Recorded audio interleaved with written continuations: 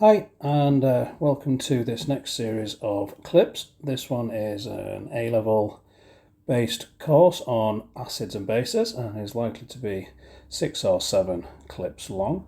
We're going to start on this one by looking at the basics of acids and bases and looking at the definition of an acid, in particular with respect to the Bronsted-Lowry definition.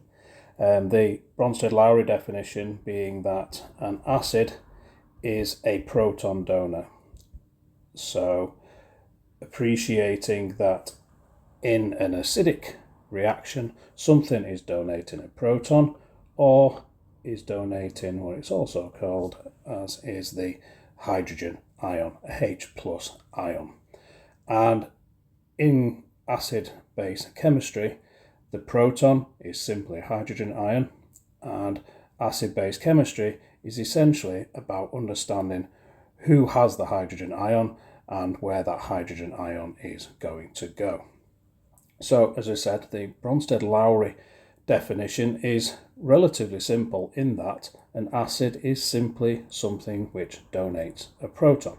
So, if we look at hydrochloric acid as an example, we use HCl.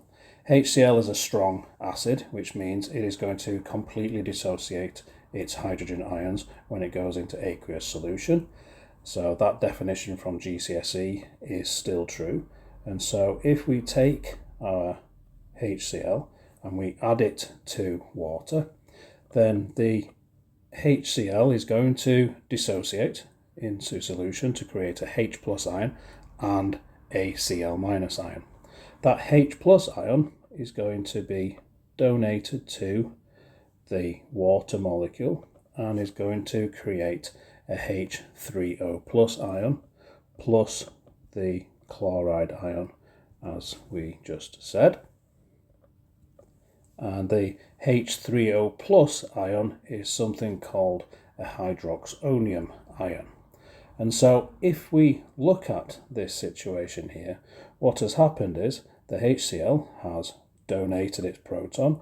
This has acted like an acid.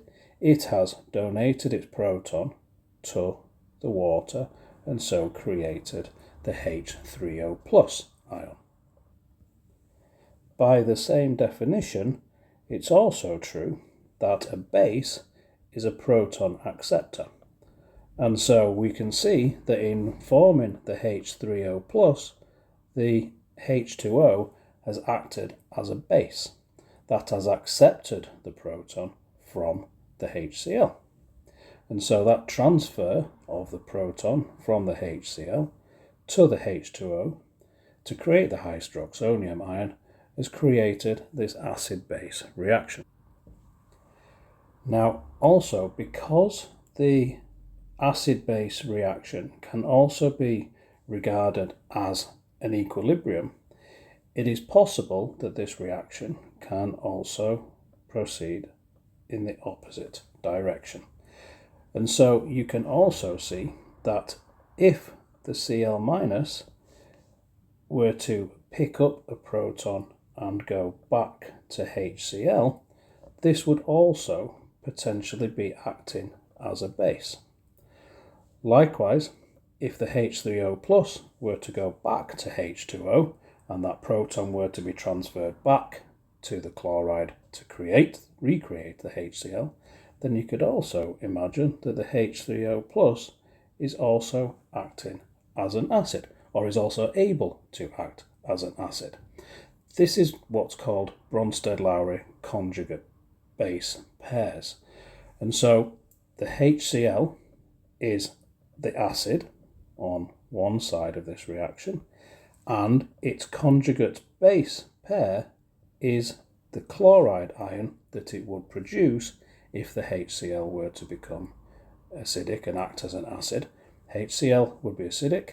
The chloride minus which is formed is its base pair, because the chloride can act as a base by reaccepting a proton and going back to HCl. Likewise, the same is true of the H2O and the H3O plus.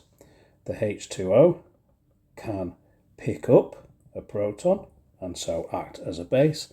Likewise, the H3O plus, if we were to decide to go backwards, could redonate that proton back and itself act as an acid. That would be a conjugate acid-base pair in there. Every Bronsted-Lowry reaction, such as HCl reacted with water, will have two conjugate pairs within it. If we quickly look at another example, which you can also see, is one involving ammonia, which we know is a base, which means it can accept a proton to create the NH4 plus ammonium ion, which means that we know the NH3, in so accepting that proton, has acted as a base. We can see that if the equilibrium were to be set up, the NH4 plus, if it were to go from the right hand side back to the left hand side, would have had a situation whereby it has attempted to donate a proton, and so the NH4 plus is the acid, the conjugate acid of the NH3 base. And so each base and an acid would be formed within an equilibrium, showing how the transferal of this proton can act and how it works between acids and bases.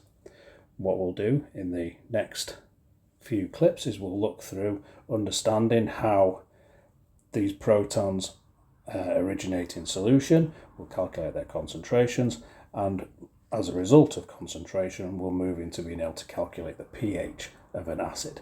If you remember from GCSE, pHs of acids are generally lower than 7, pHs of alkalis are generally higher than 7, and numerically that is a result of the concentration of the hydrogen ion in a solution. And in the next clip we'll look at how we define and calculate pH. So I'll see you in the next one.